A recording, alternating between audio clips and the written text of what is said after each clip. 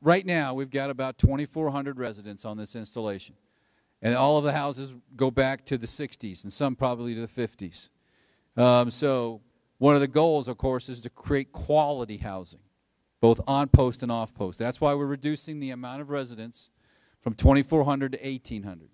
And all of those houses will either be one of two kinds of houses. They'll either be renovated, which means basically taking a house that used to have one family that now, or two families, will now have one family in it, or we'll build new.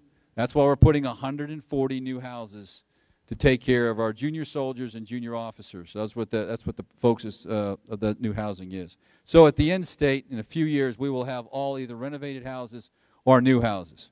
Single soldiers, we are not happy with Indiana Avenue, but we've got a plan to fix that. We've got the two phases of single soldier housing done.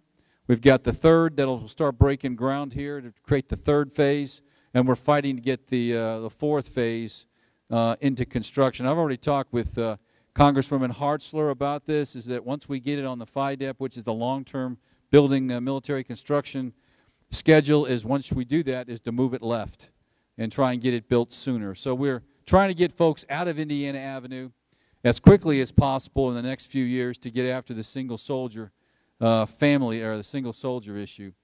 But until we do that, there are some renovations going on to pick the best of Indiana, put some money into those newer, into the renovated Indiana houses until we get to phases 3 and 4. Do you have anything else to add, Garrison Commander?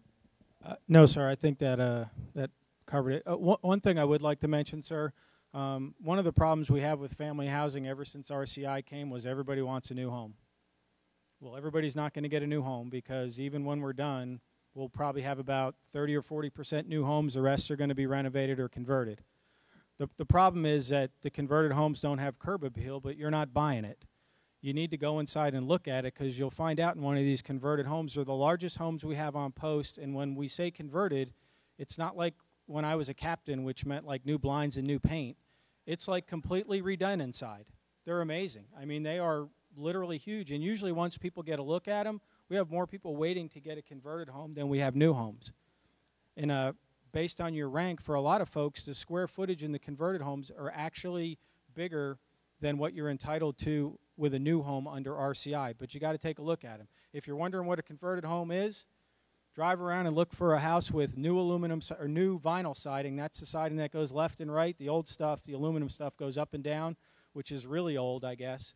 But they only have one front door, and it looks like it should have two front doors. A lot of them have like a set of steps and railings that goes to nowhere, because what happened is we took a lot of 1,000-square-foot duplexes and knocked the center wall out and turned them into 2,000-square-foot units.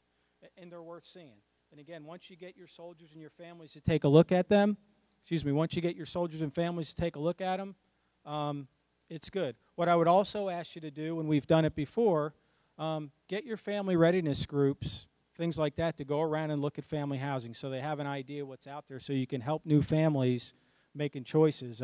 Dick Cole and his folks will do anything you need and take you on a tour so you have a good idea what we have here, because we have a wide variety.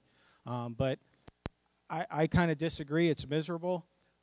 You got to take a look at it. We have what we have, and we're doing a lot with it, but you got to take a look at it. And then when we get these new houses, about 33 to 35% of our houses will be new houses, which is right on the Army average.